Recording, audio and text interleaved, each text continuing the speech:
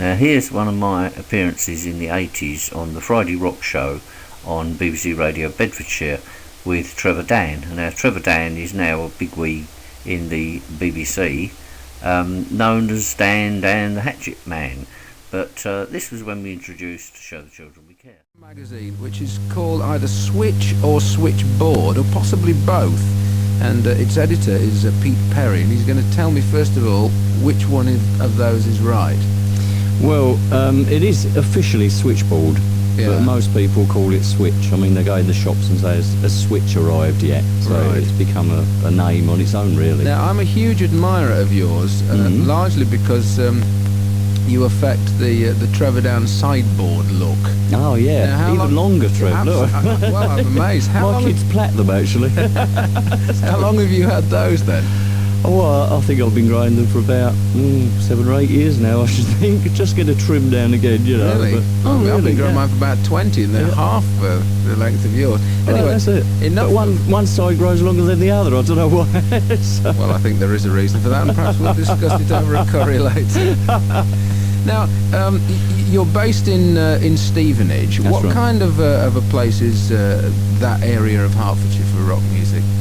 It's a pretty thriving area, really, for rock music. I mean, all sorts of music, in fact, you know, but you could encompass them in the name of rock, I suppose, you know, in one form or another. But, yeah, quite a thriving community. How long has your magazine been going? We've been going since May 1985, so you worked that one out. So what prompted you to start doing this? Were you booking bands yourself, or what was your interest? No, I wasn't. In actual fact, we thought that it was very difficult for musicians to get in touch with each other in the local area. They'd advertise in, you know, at great expense in some of the big magazines and find perhaps someone just living around the corner or in the neighbouring town. And so we started, in actual fact, a telephone service, and it was the musician's switchboard, hence the name Switchboard, you see, which has subsequently been shortened to Switch. And that's the way it started. And then we thought we'd bring out a list of musicians, needs and so on, and it grew from there, really, as a magazine. So what do you see as your catchment area now? Is it sort of based in Stevenage as a central point? Well, it is. It encompasses North Herts, but we do get bands from London, from Essex, you know, Harlow, places like that as well, because for some reason or other it just gets around. I mean, the word gets around, and we do have postal subscriptions. Well, bands from Cambridge ought to be interested in that kind of work that you're doing. Yeah, but we do find it difficult for distribution, obviously, you know, being a small magazine. It costs us, and if we don't sell enough outside the area, it's not worth the petrol money to take it out there, obviously, you know. I understand this is the difficulty, yeah. So how often do you put it out? Is it bi-monthly? Is it, i.e. every 2 months? No, it's every month, in actual fact. Right. We're quite proud of the fact that we've never missed a month yet, you know, since we were going. And how many people do you have writing for you? Oh, I should think there's about a dozen on and off. You know, obviously, we some write more regularly than others. We have a guy that writes regularly. He does a backtrack part and so on. And others just sort of send them in as and when they're at gigs or whatever. This current issue that I've got in front of me here is actually adorned with a little festive design here. It says Christmas Switchboard, 50p, and there's a picture of somebody looking remarkably like Anita Dobson on the front. It is Anita Dobson, yeah. And with Bob Ward, actually, who's actually in the studio here as well. He's the Children in Need organiser. You can see him over there, you recognise him, right? He's on, let me say that this gentleman, Mr. Ward, is pictured on page 1 with Anita Dobson and page 2 with Samantha Fox. It wouldn't fit on page 3. And now, if you're a decent editor, of course, you'd have put it on page 3, but it's all made up for, because on page 5 there's a startling portrait of Lizzie from BBC Radio Bedfordshire. Actually, it's not particularly flattering, though, I have to say. No, it isn't really. It does make her look we didn't have one of our top photographers, is there? So you do reviews, like you've got a review of the legendary Tremolos at the Plinston Hall. That's right. And you review local bands and local studios even. You seem to get quite a lot of advertising as well, which I know that Paul, who and Phil, who run the Seen and heard. magazine in Cambridge, Yeah, Seen and right. Heard, would be very jealous of. I think you Would get they rather really? more than they do. I mean, even It is hard work getting it though. But we were very good because right at the beginning we had a couple of people who have stayed with us, you know, right from the beginning. And they said, well, we'll give you a try, help you on, and they've stayed with us, which is great. no, it's splendid. It's a very nice piece of work indeed. Now, if people who are listening to us and are not in and around the North Herts area would like to get hold of a copy, is there an address they can write to? Yeah, certainly. They can write to me, Pete Perry. Pete, not Peter, if you don't mind. And it's I'll 20. try. Yeah, 23 Sleeps Hyde, Stevenage. Had to be Oh, something. it had to be something, didn't it? You don't want me to spell it, I I do. suppose. Yeah, yeah. Well, it's not like going to Kip, you know. It sleeps as in SLEAPS, and then a separate word, HYDE, Right. in Stevenage, Mhm. and that's SG2 8JS. And For sugar. your telephone number? And the telephone number, Stevenage, 720-800. That's 0438 if you're needing the area code, 720-800 if you want to talk to Pete, Right. who runs Switchboard magazine. Keep us in touch I will, Trev, yeah. future issues. This is actually, although we've That's mentioned hot you, off the press, that. well, we've mentioned you very, very often, and that's actually the first edition I've ever physically Is that really? held in my hand. Oh, well, so we would you, like you to must hang receive on one. to it now. Okay, Yeah. here is the next record, and I know you're gonna dig this. Switchboard magazine from Stevenage, and we've got some music to play, which I think you should introduce, because you actually introduced this on the on the record, don't you? Yeah, that's right, Trev. Yeah. Yeah. Well, actually, it's a concept album about what we can do for their future generations. You know, Uh-huh. and this sums it up. This is the title. This is track. local musicians playing. Oh this, is yes, it? yes. There's, And it's there's several of them. The album is all in aid of Of children in need. Uh-huh. That's right. It's all going to them. And this particular track this is. particular track is by Steve Charles of a local band, and it's Lucy Shan of Wide Awake and Dreaming, and Mandy of a folk group Dragonfly, and we've got them all together and called them Switchboard Incorporated, in fact. Okay. And you know, I wrote the song, and they sort of helped out with a few little artistic bits, if you like. It sounds, as and they John always Colton say, produced it. like this. Thank you, Pete. Yeah.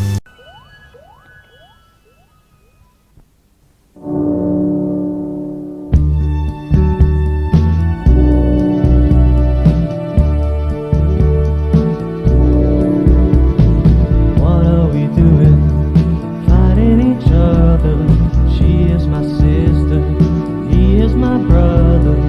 What will we leave them for some future day? We got to show the children the way.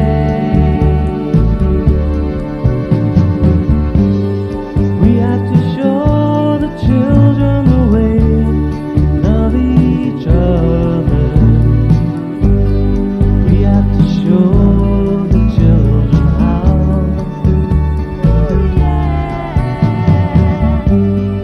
Teach them to live together in perfect harmony.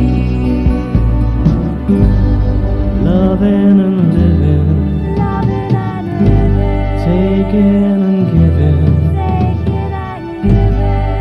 All the love we have to share. We have to show the children we care. We have to show the children. We have to show the children we care. What can we do to help them? We have to show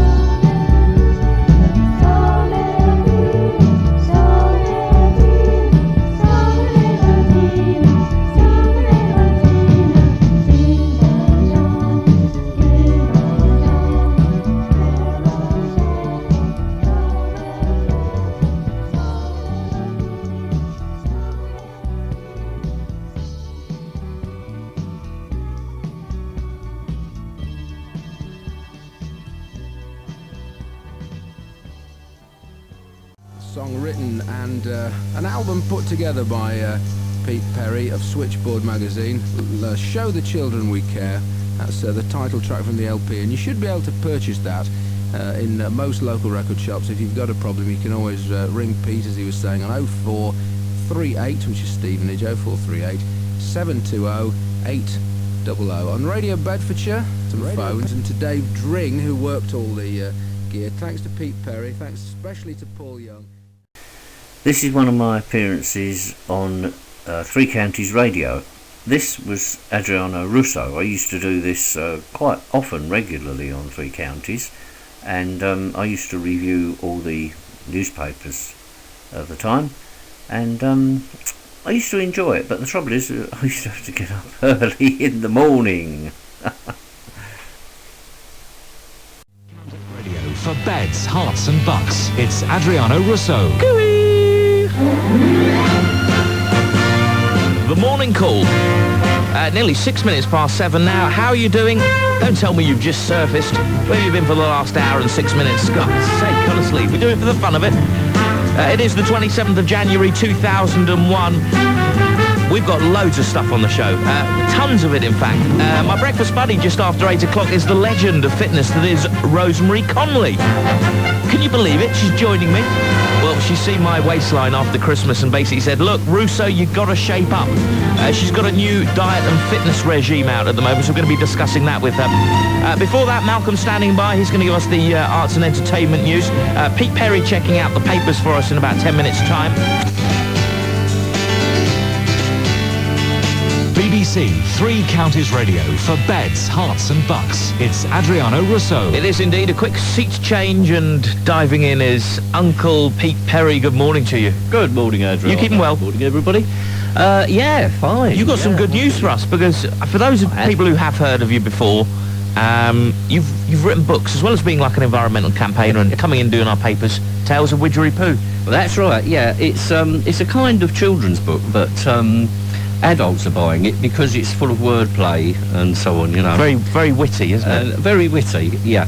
So, tell us the good news about it. The good news is that an old friend of mine got hold of a copy of the book. Yeah. And he phoned me up and he said to me, Pete, we've got to make that into a film. Now, if I tell you that this old friend is Bob Godfrey, who created Henry's Cat, Noah and Nelly, Rhubarb and Custard. Brilliant. I just like that. He's a legend. He's a lunchtime. Yeah, that's right. I grew up with programmes like that. You did, yeah. And he wants to turn this into a video and then possibly get it put on television as a series and so on, you know. I mean, so it could be on what, like the BBC? It could be on the BBC potentially. It could be. You know, we're well on the way, but he wants to make it, you know. So we've got to get backing and all sorts of things. There's things to go through. Oh, definitely a long process, but it could be good. Is my son going to land up having a Widgeripoo toy and a book? I think it's and the quite calendar possible, and the pyjamas. It is possible, you know. It may, if it catches on, you know. As I say, this guy, he knows his stuff. And he reckons he's going to make a superb animated feature. Brilliant. So there we go. Is the book still on sale in general places? Can people just get hold of it anywhere? It is a good children's book, isn't it? It's in most of the W.H. Smith stores, Oticas, you know, the usual bookshops. You know, it's certainly selling well in Hertfordshire and Cambridgeshire and stuff. It's quite an innocent book to have as well, isn't it? Do you know what I mean? It's very innocent. Yeah. And it I was saying to the children themselves, you know, because I gave a talk to a This is your grandchild's class, that's right, wasn't it? Lauren. And her teacher invited me up there to talk about the book, how I got the ideas and the possibility of it going out on video and so on. And they were captivated, and I explained to them that when the child's young, they may not always get the meaning of the wordplay, but as a fairy story, it's good for them anyway. Yeah. But as they go older, and then they say, no, now I see what that's. So it really grows up with them, you see. And I've had people coming up in their 30s and 40s, and well, who do you want to, you know? Because give me an example. There was one you were talking about earlier, which is quite funny. Yeah, there's one part in it where somebody says, oh, well, that's irrelevant, you know. Yeah. And there it was, standing there in the glade, was this pink irrelevant with wings. So you make an irrelevant character. That's right, an irrelevant. Brilliant. So I'm making characters of the words. I know you're a hippie child of the 60s. Were you completely on the level when you weren't smoking anything funny when you were writing this, were you? Never, not at all. No, it's just my sense of humour. It's a As good I say, one. I used to tell these stories to my kids when they were small, so Well, it's all come from there. we wish you every success with it. Let me have Thanks a copy of the ever so video first when it comes out, though. Oh, I will indeed. Okay. Talking about little characters, gingerbread people. Well, Notice I said people. People, yeah. Well, this is taken from the Daily Mail today, and it says gingerbread person. Now, they think it's not politically correct anymore to talk about gingerbread men. I mean, we're going mad. Oh, my here, God. You know, apparently these little characters have been around since the 16th century. Really? And suddenly somebody says, no, we can't call them gingerbread men.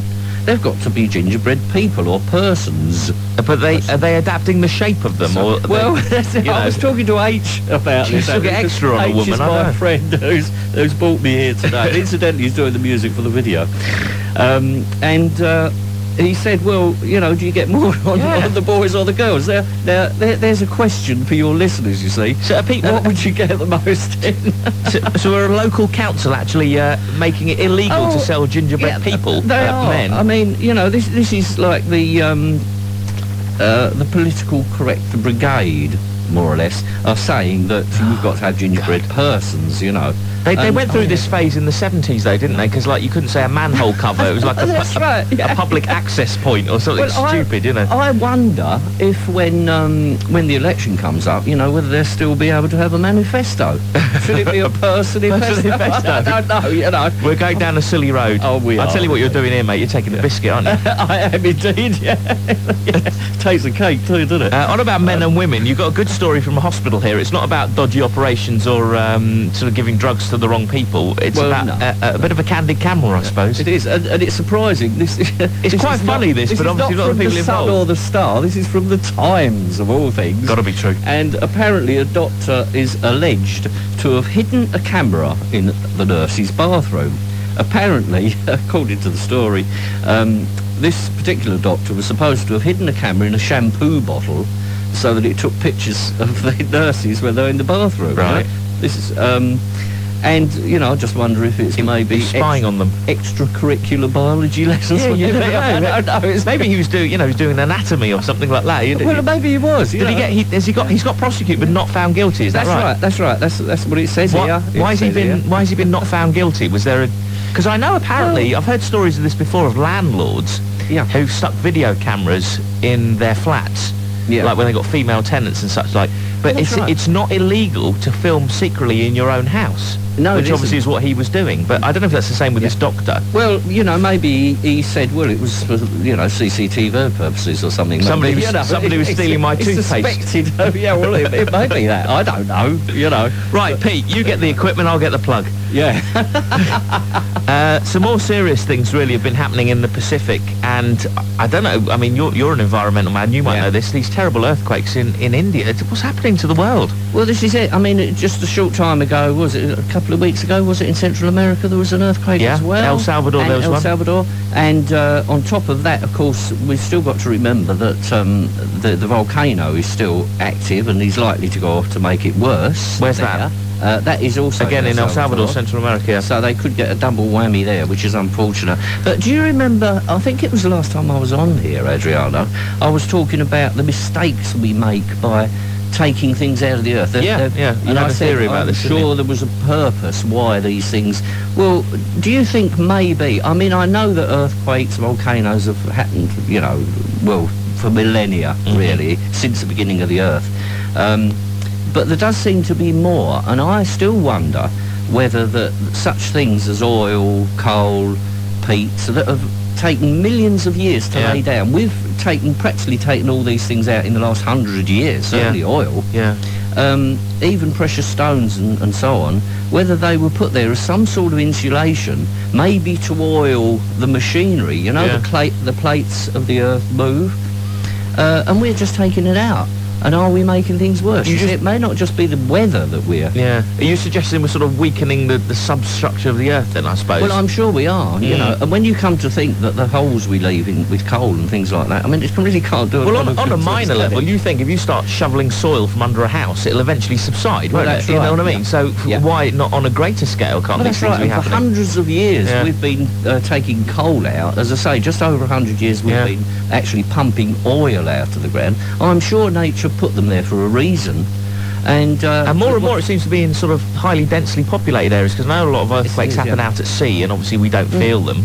But, you know, more and more in areas that previously didn't really suffer from earthquakes, there seem to be these tremors, don't there? And the frequency, you see, as I say, it's only, I think it's less than 2 weeks since the Central America one to this one.